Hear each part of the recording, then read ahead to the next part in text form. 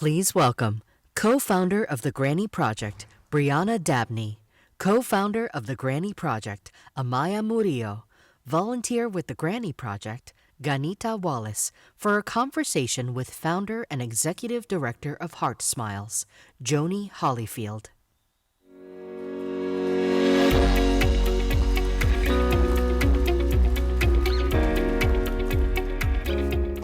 Good morning. Morning. Good morning. Let's get right into it. Bree, tell us about the Granny Project. What is it?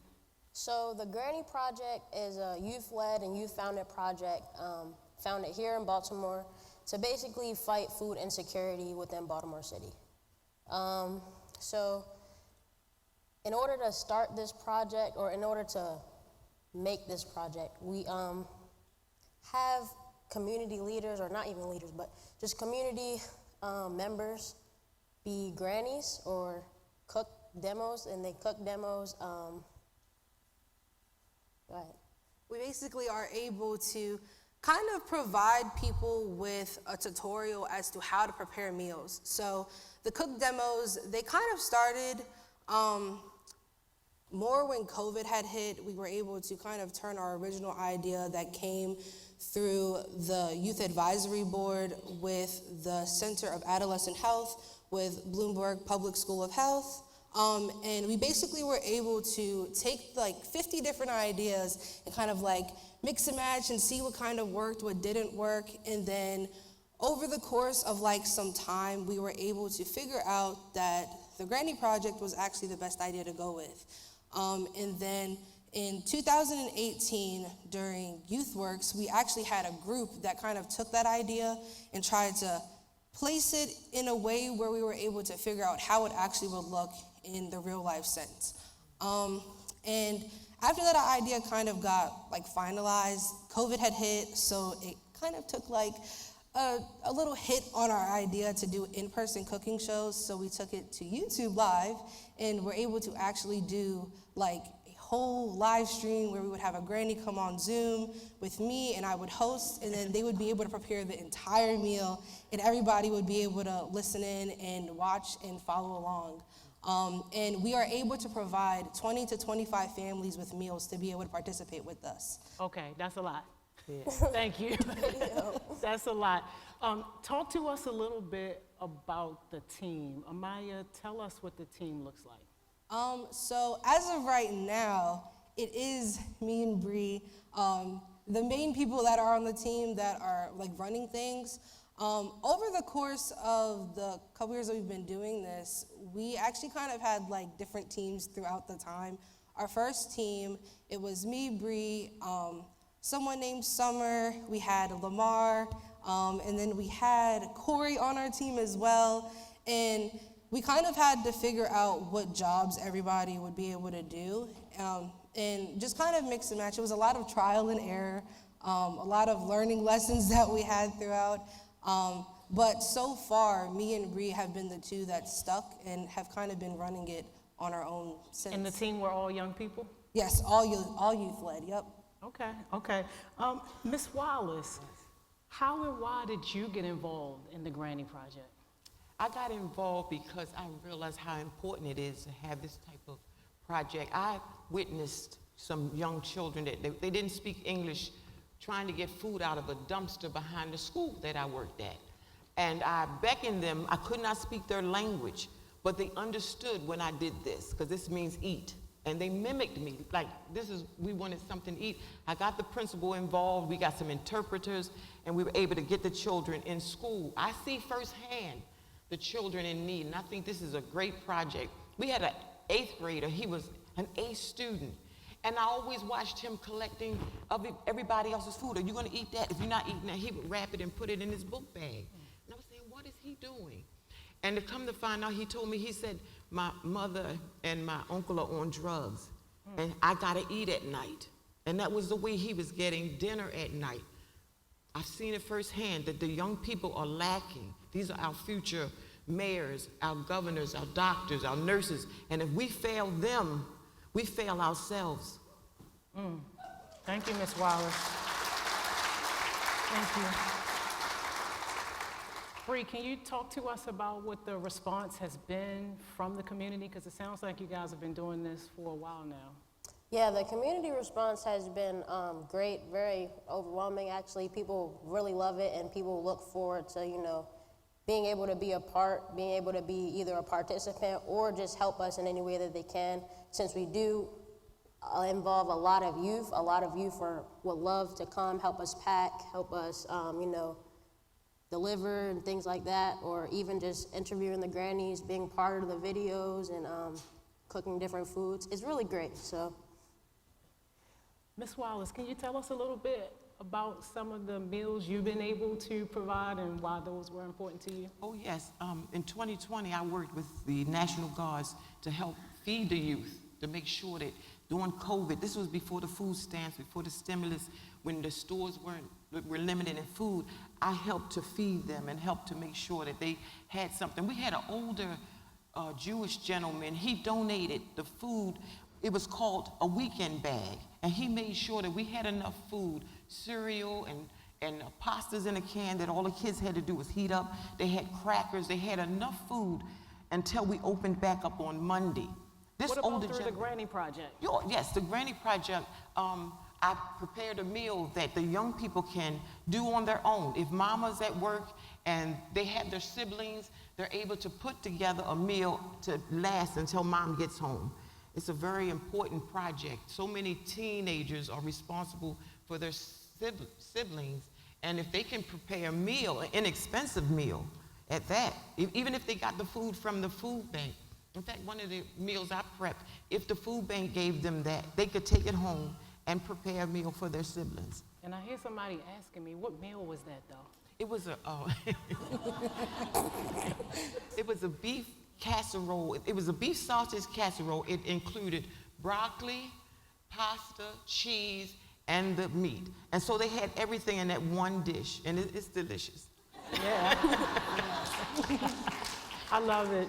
Amaya, can you talk to me about maybe some of the partnerships that you guys have had with the Granny Project? What was that like? So recently, well, not really recently, but within the last 2 years, we actually have been working with CASA.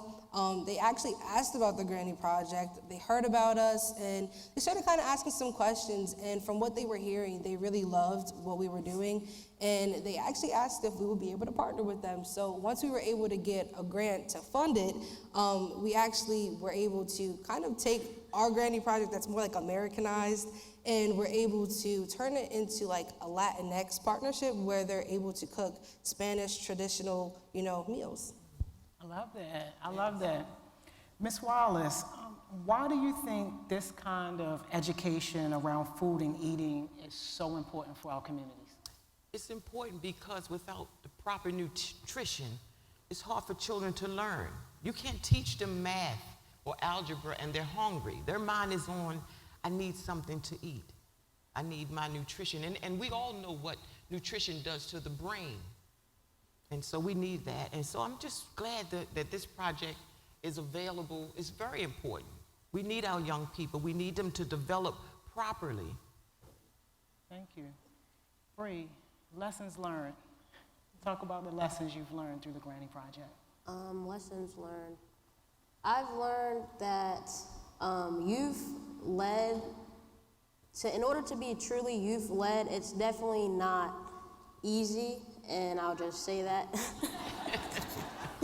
I think that a lot of times when people say youth-led, youth are there, but they don't necessarily have a voice, or they are not necessarily doing the work. So to have youth actually doing the work is definitely an adapting, experience. You have to adapt, you have to know, because it's nothing really to go off of. We are our blueprint, if that makes sense. So yeah, just definitely learning how to navigate that, I think, was the biggest learning experience. But.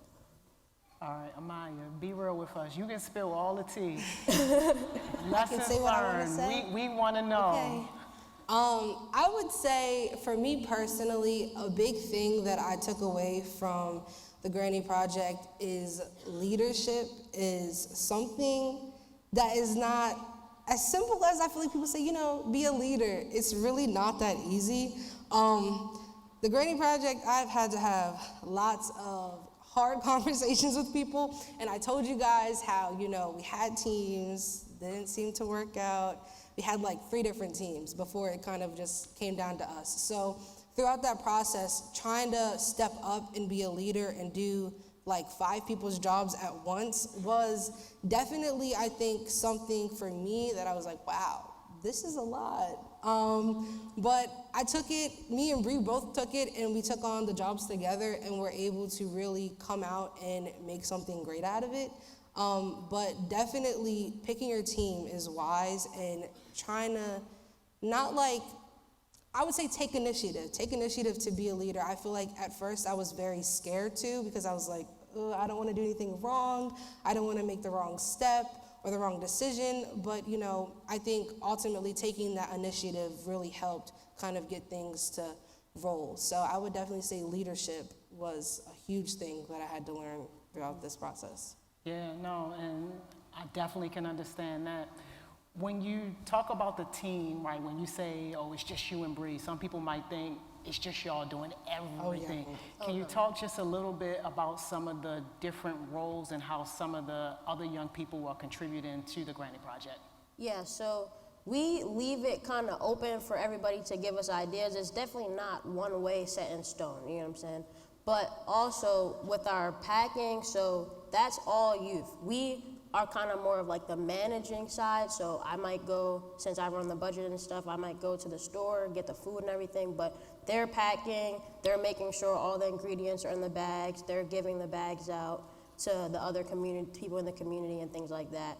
And then just giving us ideas as well as like, okay, well, what would you want to, cook with the granny, things like that, yeah.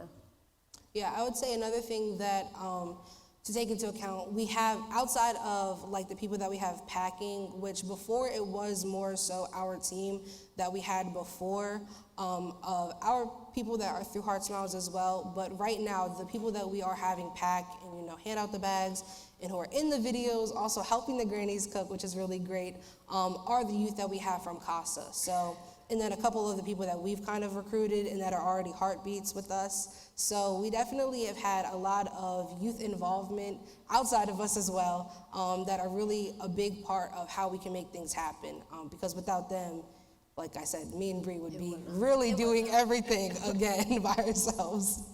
Yeah, I just want to add on, not only is the project helping people like with food insecurity, but also the students that are getting paid, they're getting good stipends. The grannies are getting good stipends. I remember one granny kind of was like really thanking us so much because it had helped her pay her rent. So it's definitely helping different aspects of the community, not even just with the food. But Thank you. Yeah, and Ms. Wallace, in 20 seconds, can you tell us what the experience has been like for you? I really enjoyed it. The ladies did all of the shopping. That was the big thing. All I had to do was show up and prepare the meal and cook, and it was a really good environment. And I just love the fact this idea is, I just wish it would go global so that we could help all of the youth. Yes, and I'm gonna give y'all 5 seconds each for a last word. Bree, let's start with you. Oh, well, first, shout out to Miss Tamara Mendoza and Dr. Kristen Mari.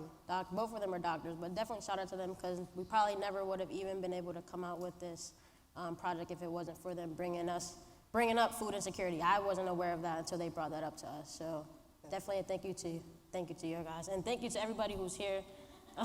So Amaya, you got 1 second now. Okay, Sorry. 1 second. Okay, thanks. I would say that definitely be aware that we are a project where we are grant funded, and in order to help other people, we definitely continue needing more money and more grant money so that we're able to help the community.